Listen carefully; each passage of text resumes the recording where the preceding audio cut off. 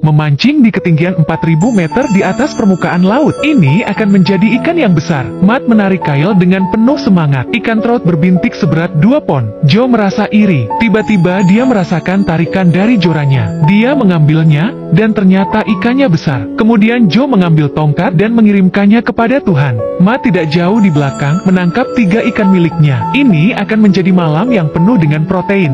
Pegunungan Rocky di Wyoming adalah rumah bagi banyak puncak setinggi 4000 meter. Angin kencang dan longsoran salju membuatnya menjadi tempat yang sulit untuk ditinggali. Anak alam, Matt dan pensiunan pasukan khusus, Joe, akan mendemonstrasikan apa yang diperlukan untuk bertahan hidup saat terdampar. Salju semakin tebal. Keduanya langsung menuju ke perlengkapan mereka, mobil salju. Matt naik dan menyalakan mesin. Pistonnya menderu, tapi tidak ada tanda-tanda mesinnya hidup. Ketika mereka membuka tangki, mereka menyadari bahwa tangki itu kosong. Jadi mereka harus melakukannya. Mereka akan mengambil sesuatu yang berguna darinya. Pertama, mereka menemukan buku panduan yang tidak berharga di dalam bagasi, dan 1 paket peralatan sederhana. Matt memberikan Joe sebuah salib untuk melepas kap mesin. Dalam waktu kurang dari setengah jam, sebuah mobil salju mewah dilucuti hingga tinggal tulang belulang. Setelah mengumpulkan semua perlengkapan bertahan hidup yang tersedia, Matt merasakan badai salju mendekat. Saatnya mencari tempat berlindung. Matt menemukan sebuah lereng yang miring. Dia mencoba menggali lubang untuk bermalam dengan menggunakan kaca depan mobil yang terlepas.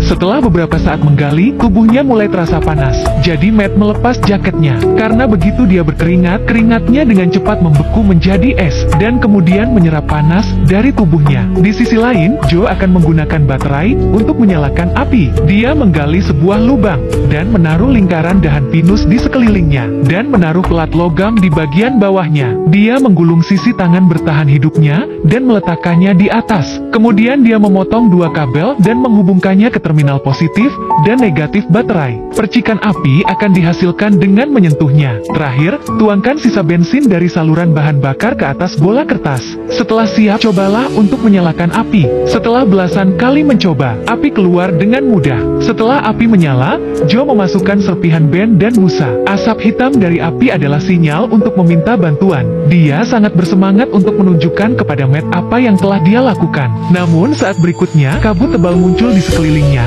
yang sepenuhnya menghalangi asap hitam. Joe sangat marah, dia hampir mengumpat, tapi dia tidak menyerah. Joe segera pergi ke mobil salju, dan membongkar lampu depan. Dia ingin menggunakannya untuk terus membuat sinyal tanda bahaya. Dia menancapkan sebuah tongkat panjang yang dia temukan ke dalam salju. Dia menghubungkan baterai ke lampu depan melalui kabel. Dengan menggunakan kode Morse, lampu depan akan berkedip untuk memberi sinyal minta tolong. Terutama di malam hari, lampu itu bisa terlihat hingga beberapa kilometer jauhnya. Joe dengan percaya diri mengirimkan kode Morse sepanjang malam. Pada akhirnya, itu bahkan tidak menarik seekor kelinci pun. Setelah pelajaran semalam, Matt menyadari bahwa meskipun dia berada di tempat yang tinggi, dia tidak bisa mengirim sinyal bahaya di daerah tak bertuan. Yang terbaik adalah menuju ke tempat yang lebih rendah. Joe tidak berani membantah kegagalan kemarin, meskipun hatinya tidak yakin, tapi tubuhnya dengan jujur mengikuti rencana Matt. Sebelum pergi, Matt memeras sisa-sisa nilai dari mobil salju itu.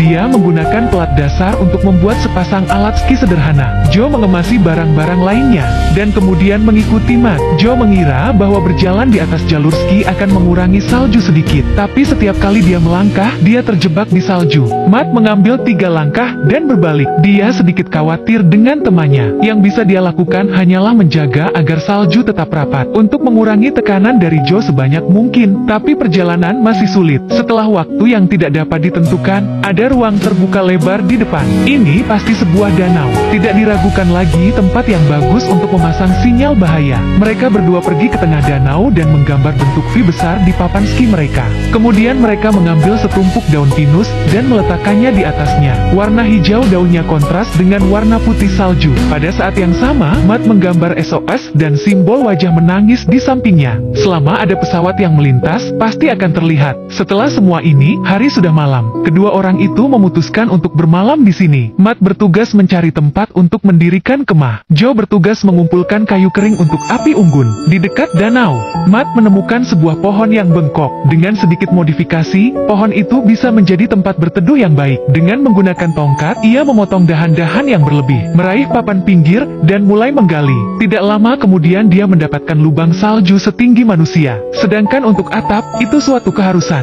Mengambil beberapa tongkat, dan menancapkannya ke tanah. Ini mirip dengan gubuk berbentuk kerucut yang digunakan oleh penduduk asli. Di sisi lain jembatan, orang mencari kayu untuk menyalakan api. Ranting-ranting ini tumbuh di atas salju. Tapi karena angin dan ketinggian, Matt mematahkannya dengan mudah. Pada saat dia kembali ke kemah dengan membawa kayu tersebut, sarang kecil Matt yang nyaman telah terbentuk. Joe mengangguk setuju. Keterampilan membangun Matt sangat baik. Karena dia tidak bisa berbuat apa-apa, Joe melanjutkan dan menyalakan api. Ia meletakkan dahan-dahan pohon pinus di atas tanah, agar salju tidak mencair, dan membasahi api. Kemudian dia meletakkan sebuah bola kertas, dan meneteskan sedikit bensin yang tersisa. Dua buah kabel digosok-gosokkan untuk menyalakan api. Namun, Tuhan tidak berpihak padanya. Butuh waktu lama, tapi tetap saja hanya ada asap, dan tidak ada percikan api. Tangan Joe mati rasa, karena berbaring di tanah. Setelah setengah jam bekerja keras, percikan api mengenai bensin, dan memicu kebakaran besar. Sementara Matt bekerja di tempat penampungan,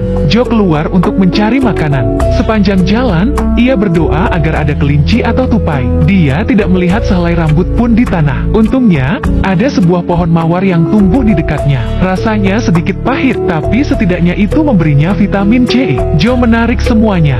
Saya harap Matt menyukainya saat membawanya pulang. Makan buah beri di sekitar api unggun di malam hari. Rupanya Matt sedikit pemilih. Dia mencari protein.